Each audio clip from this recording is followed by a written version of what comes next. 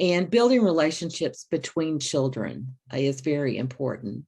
And we can do that in a variety of different ways.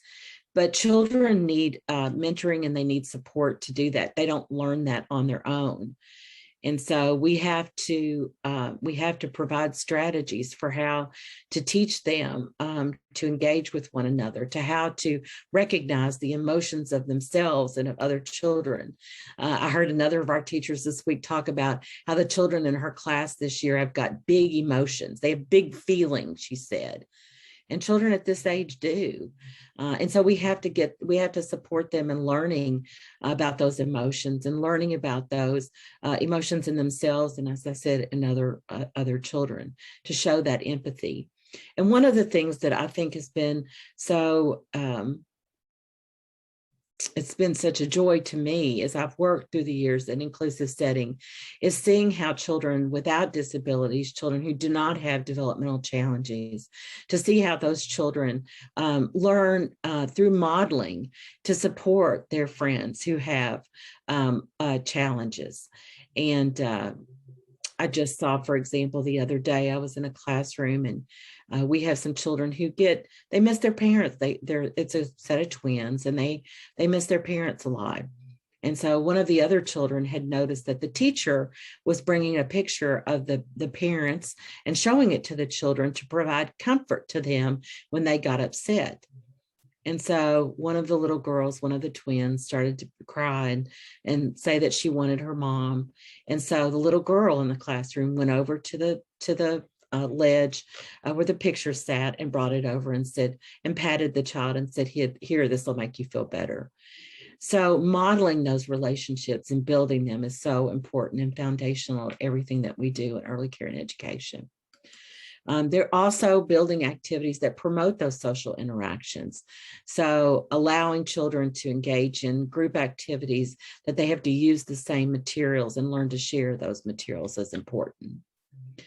And teaching some of those friendship skills with children, teaching them, how to be, in this case, a super friend is the suggestion here. Involving children in activities together and around behavioral expectations.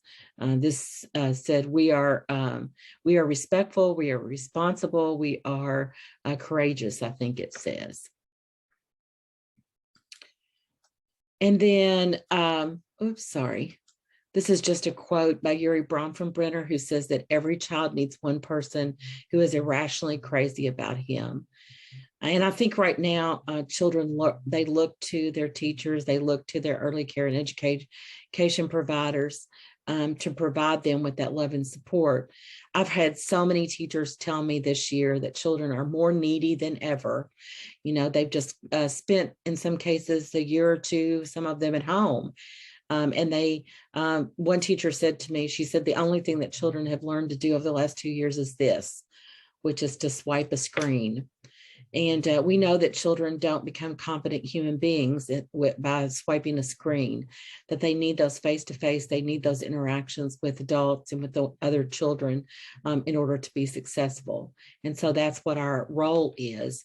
And so when we talk about instructional practices, those relationships are central to that. Parents need to know that we care before they care what we know.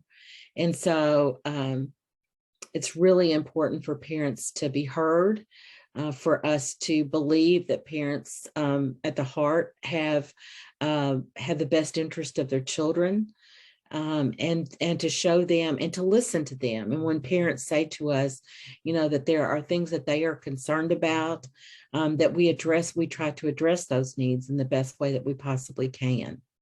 So building relationships with parents, building relationships between children, building relationships with children, and nurturing those relationships is a central part of Tier 1 practice.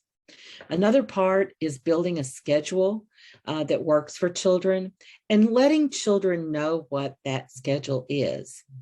I'm going to say something that's not quite popular right now, and that is that I'm not a big fan of using calendars with children and doing days of the week and months of the year. Developmentally, there's ample research to show that children don't understand that level of concept of time until they're about 7 years old. Yet I see that happen in toddler classes sometime. What we do need to teach children about, is what's happening right now in their classroom. What are we going to do today? What are we going to eat for snack today? When are we going to go outside today? Are we going to do something special today? And so doing some kind of a picture schedule that shows them each part of their day helps them to self-regulate and to understand what is going on in their day. And helping them, in this case, we have a child who's actually, built their own schedule for themselves. And this can be very, very helpful in showing children and helping them to self-regulate. Another tier 1 practice is to create a physical environment that works for children, that's organized, that gives them some sense of belonging, that gives them some understanding about what we're supposed to do in the environment. On the left here, you see a classroom that is rather messy, if you will, that has not got a lot of order to it. It doesn't tell us exactly what it is we're supposed to do. On the right-hand side, we see, a classroom where the teacher has got little footprints that lead out to the door, which clearly say to the children, this is how you exit this room. So the children know when we get ready to go outside, this is what we're supposed to do. So using the environment to tell children how they're supposed to use the environment is very helpful. Another example, here is a writing center, and up at the top you see a writing center.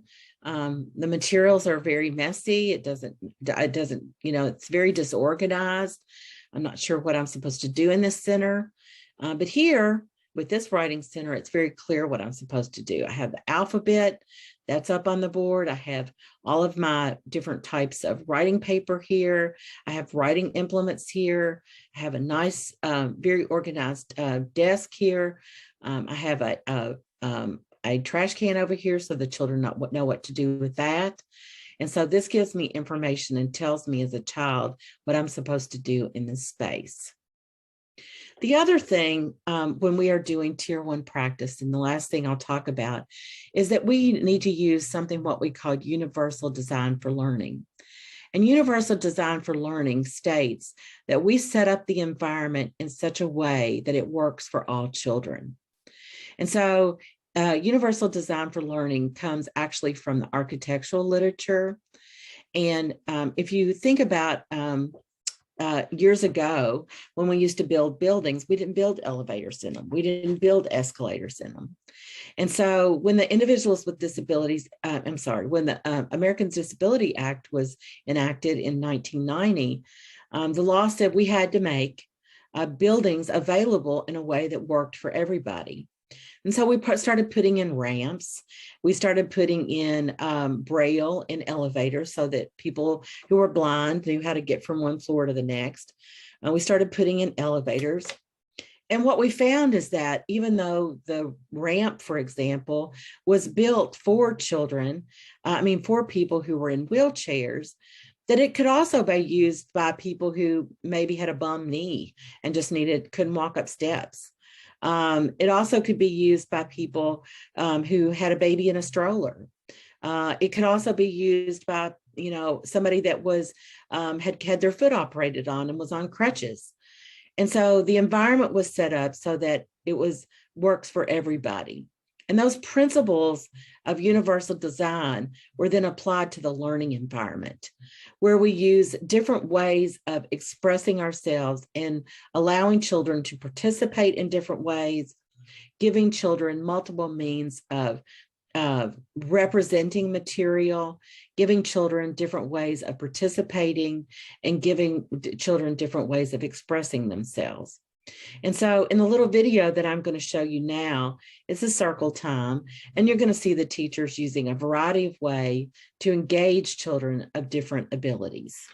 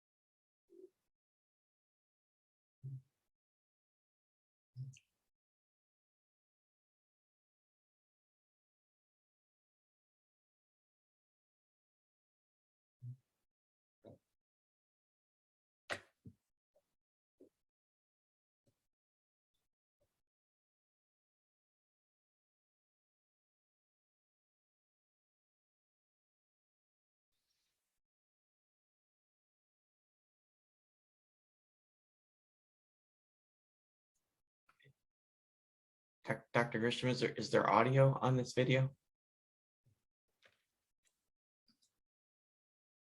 Yes, there is audio on this video. Okay, we could not hear the audio. Okay, all right. I think when you share, there should be a little button to the left that says share computer sound, and that will get us audio. So if you just click that, check it before you play the video, and then Okay, just share the video normally like you did. That worked perfectly. All right. It should play. Okay. Do you see the something's still not? I apologize.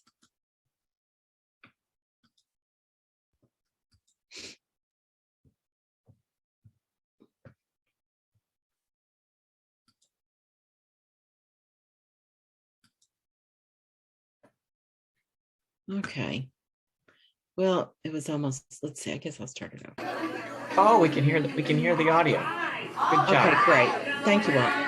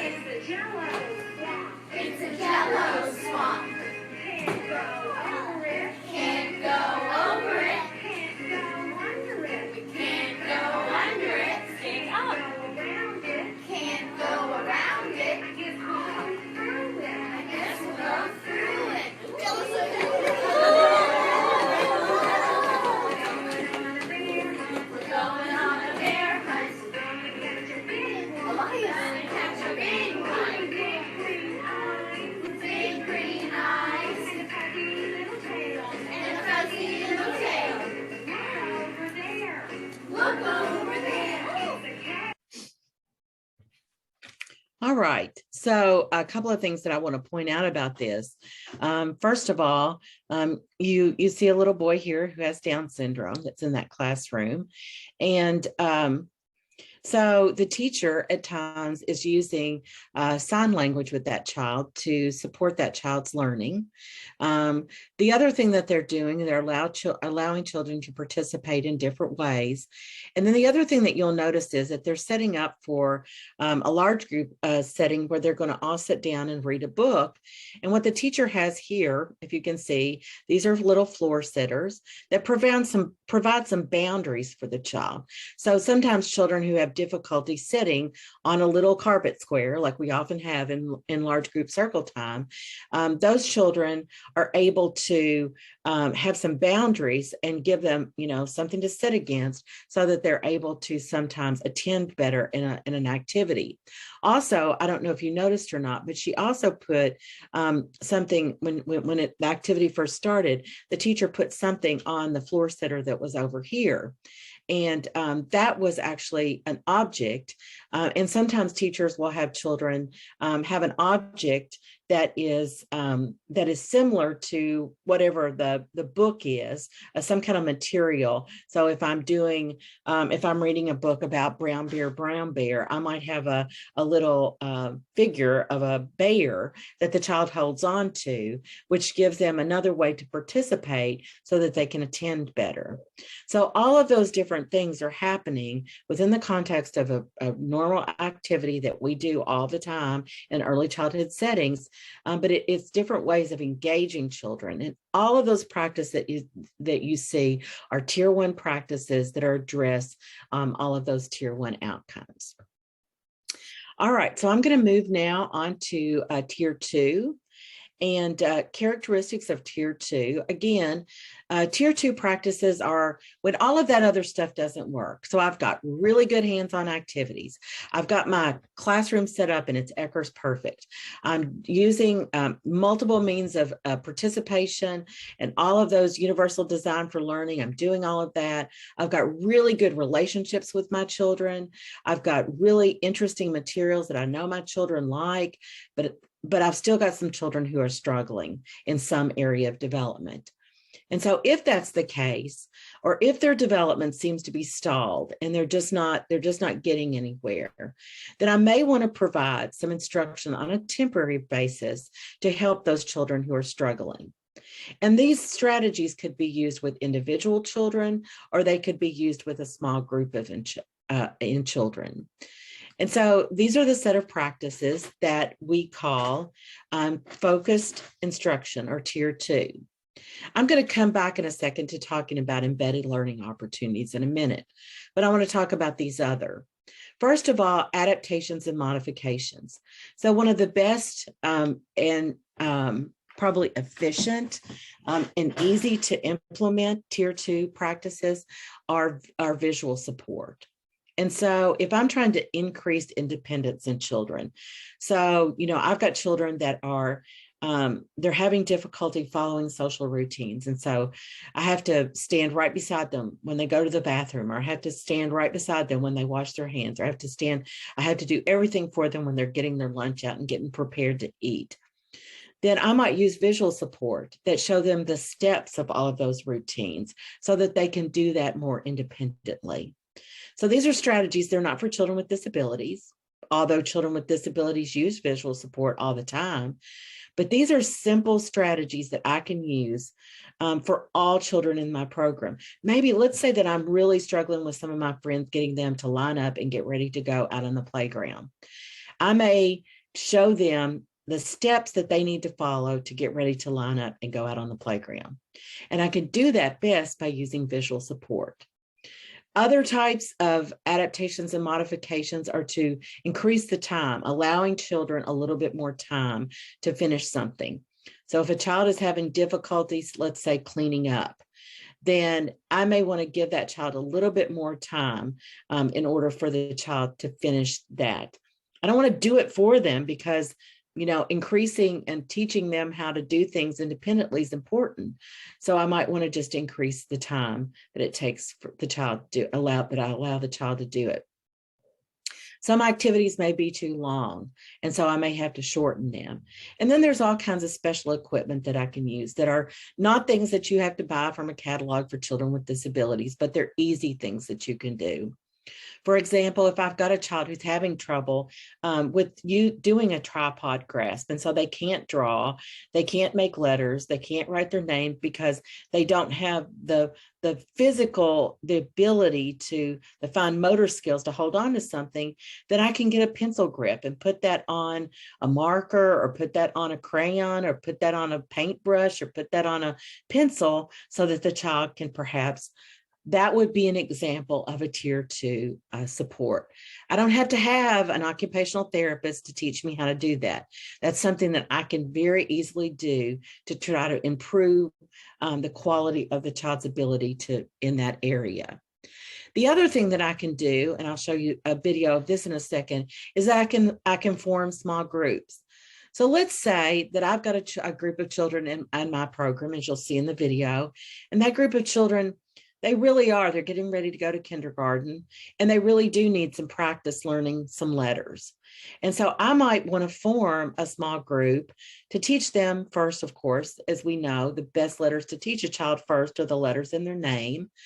And so I might do some kind of a small group activity where I intentionally bring those children together, and I really focus an activity around getting them to learn those letters, or whatever the skill might be. The other thing that I can do is peer modeling. So there's a lot of really good research that's been done showing that children in preschool, even in toddler classrooms, can be strong peer models for the other children in the program. And so we are always, remember my slide where I said, how can I possibly address the needs of all the children with just, when there's just 2 adults in a classroom? Well, think about using the children in the classroom who are perhaps developmentally more advanced in an area to help you support learning. Just like I told you about my friend who was supporting their friend when they became sad in the classroom. I've also seen teachers, for example, teach a peer who knows how to sit, knows how to attend to an activity, teach that child that is the peer, the more advanced peer, to support their friend, to teach them how to use utensils properly. In one case, I had a teacher in a Head Start classroom that did that. I knew another teacher who she put a little stop sign on the floor next to the child's circle time area, circle time area. And she taught a friend that when the child who was struggling was sitting in the activity, when she was struggling, then the peer just pointed to that stop sign to get the child to kind of calm down and to know that they needed to sit and pay attention to the teacher. And then using scaffolding, hinting to the child, explaining to the child what they need to do. So here are some examples from one of our classrooms of some visual support. In this particular classroom this year, they're having a little difficulty with some friends as they transition to the playground. And so this has got the steps in there. They're supposed to clean up their activity. They're supposed to get on their jacket and their coat. They're supposed to line up at the door. They're supposed to walk safely down the steps, and then they're supposed to have fun on the playground. And so these are very simple pictures that you can get, from anywhere. What is it called? Pay teachers. I can't remember what it's saying, but you can find all kinds of visual supports all over the internet. You can also take pictures yourself of the children in your classroom. And so this teacher has got the classroom rules, but she's actually got the children in her classroom who are engaged in those activities. So the first one being up in the top left, being nice to the teachers, be nice to your friends. And she's got actual pictures of children in the classroom. Use your inside voice when you're playing. And I'm having trouble reading some of them. Use your walking feet when you're inside. And so we have the ability now. We all carry a phone with us all the time because we have our iPhones, we have our smartphones with us. And so you can take pictures and print those out and use visual support that way. Also, if you have individual children in your program who are really struggling, then sometimes we can talk too much to children. We know that this is true for children who have autism. We know that using a lot of verbal cues and verbal prompts with children who have autism is just too much. And so giving children pictorial or visual support to be quiet, to listen, to do your work, to look at you, to stop. Sometimes that type of visual support is a better way of getting our message across about expectations than if we just say things to children all the time. We can just very, very calmly go to the child and show them the picture instead of yelling across the room or, even, going up to the child and saying it to them. Visual support sometimes works better. As I said earlier, a lot of times children have big emotions.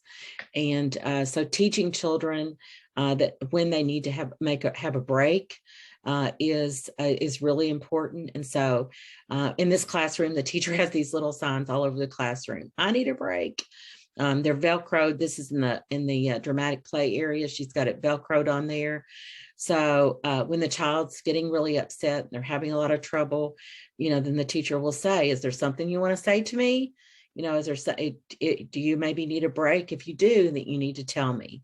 And sometimes even children who can speak, they have so much trouble. They're having so much difficulty kind of pulling it together and saying what's on their mind, that if they can just go pull a card and tell the teacher that way, then that sometimes works better. In this case, this is a little book that sometimes is used. I'm going to show a quiet cube in just a minute. A lot of times our friends just need a break. They need to get away. They need a quiet spot where they can go. And so on that quiet cube, which I'll show you in just a second, the teacher has a variety of prompts for what children can do to try to calm themselves down. And I believe these materials are from Conscious Discipline. And so the first one is that instead of biting someone, that I can squeeze my body together like this and then release it. or I can, instead of pushing someone, I can take a deep breath and breathe out. And so teaching children, you know, for forever, you know, one of the first things that I learned when I was becoming a teacher is that if you're going to try to take a behavior away, you have to teach a new behavior. And so these are strategies for teaching children. If I have big emotions, if I have big feelings, if I feel like I want to do something that's unsafe to myself or to other people, then I've got to learn a better way of dealing with those emotions. And we see this so much with children who are experiencing trauma, these children who have big emotions, that are frustrated, you know, that are really dealing with a whole lot. And so teaching those children how to deal with those emotions is something that can be very, very helpful. Here are some, this is from, I'm pretty sure this is from Conscious Discipline. And these are different types of things, you know, where the drain is where I go up like this, and then I let it all out, or I become like a balloon and then I deflate my balloon, or I'm like a pretzel and then I let it all out. So we can teach those to children. And then this is our quiet cube that we have. It's got soft things in it.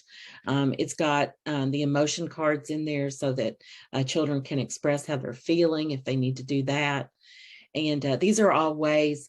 A lot of times children are just really having difficulty, and these are good tier 2 strategies for trying to support children. As I mentioned, another tier 2 strategy is, and I hope this one's going to work, Walt. If you can't hear the sound, please let me know. But this is a sample of an intentional small group. These are a group of children that are 5 years old. This is in just in the springtime before they're getting ready to go to kindergarten next year.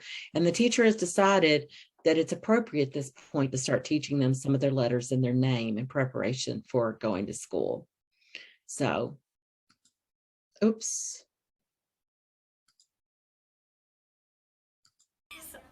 Friends, thank you so much for coming to this small group activity. We can hear the audio. We're going to work on identifying the letters in our names. When I hold up the letter, please say what it is. And if you don't know, you can say, I don't know, and then I'll help you.